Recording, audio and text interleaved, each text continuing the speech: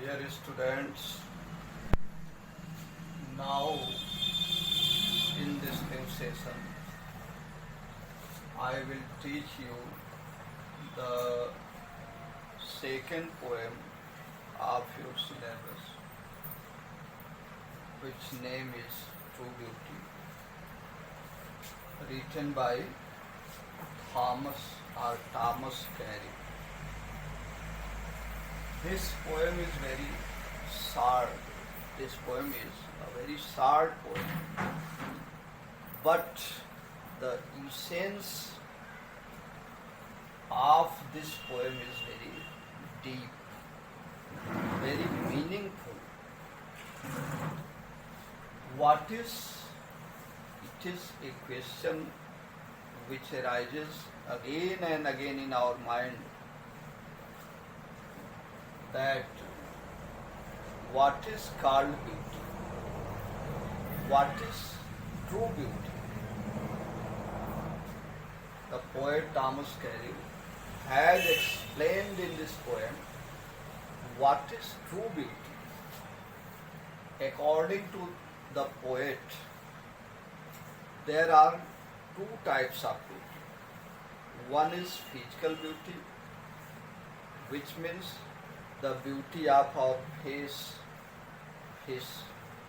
such as the beauty of our cheeks, the beauty of our lips, the beauty of our eyes, according to the color which is suitable to it.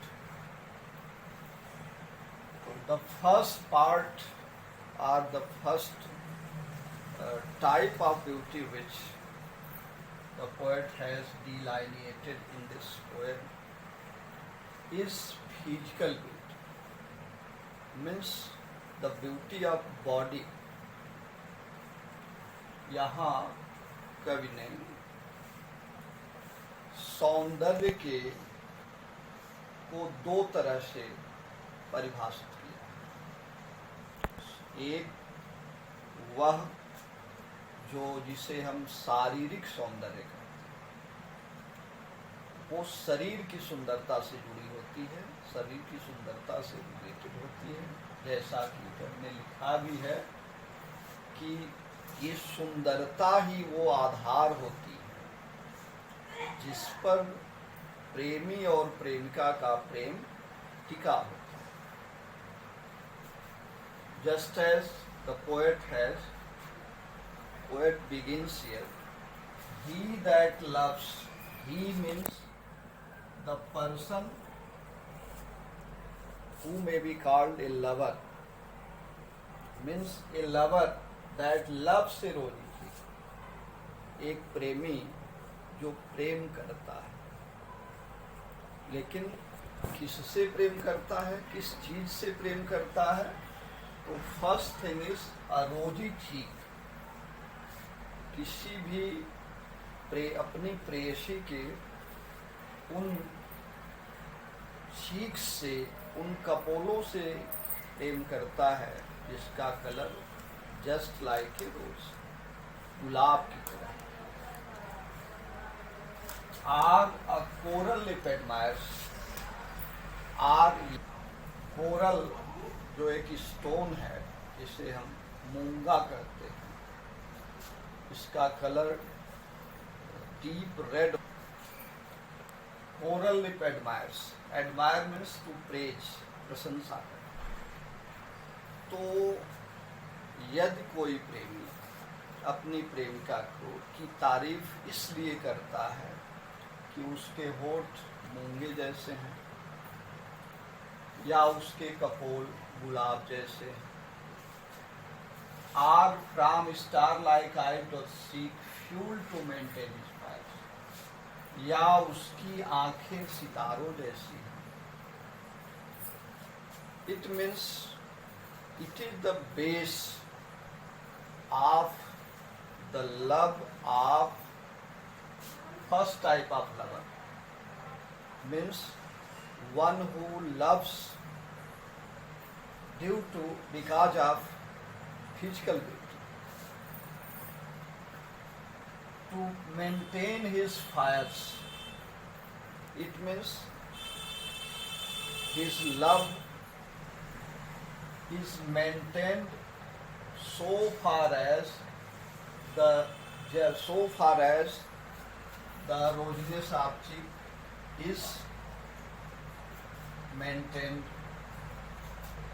the coral color of lip is maintained, or the eyes are bright like stars, because he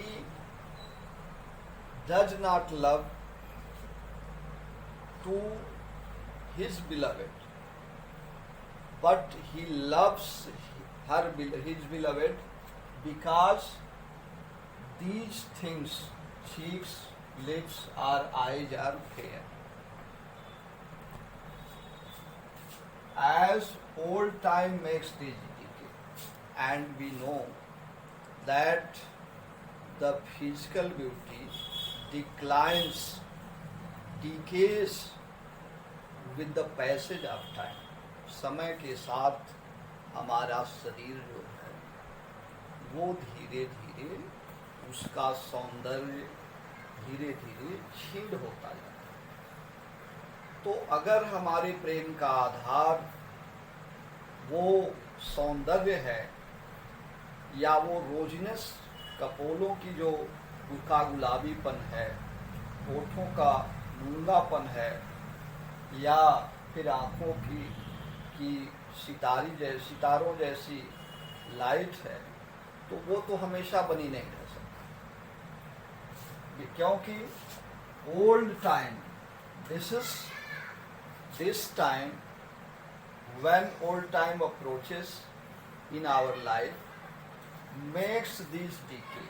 These means rosy cheek, coral lip or starlight eyes. These decay.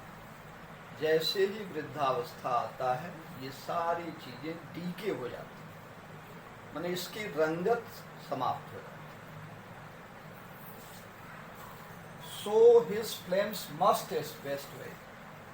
इस आधार पे कवि कहता है कि जो आकर्षण, जो प्रेम का आधार होता है, और जिस प्रेमिका के प्रेम का आधार ये शारीरिक सौंदर्य होता है, उस शारीरिक सौंदर्य को ये वृद्धावस्था नष्ट कर देता है, डीके कर देता है।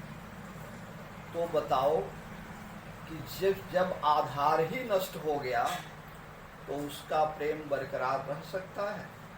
कदापि नहीं। यही बात, this is the same thing which the poet Thomas Carew has explained. His flames means attractions, attraction, जो आग है, जो मिलन की आग है एक प्रेमी प्रेमिका के बीच की, जो ज्वाला धधक रही है, वो इसके इन चीजों के डीके होने के कारण वेस्ट अवे हो जाएगा। वेस्ट अवे का मतलब ये बुझ जाए, वो आग ही नहीं रह जाएगी मन में। इस तरह से कवि कहता है कि ऐसी सुंदरता को हम सच्ची सुंदरता नहीं कह सकते जहाँ प्रेम शरीर के रंगों के साथ, शरीर के क्षीण होने के साथ उसका प्रेम भी क्षीण हो जाए। ऐसा सौंदर्य सच्चा सौंदर्य नहीं हो सकता। This has been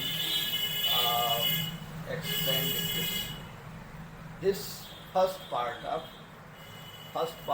poem by Thomas Carew. So the second part, in which the poet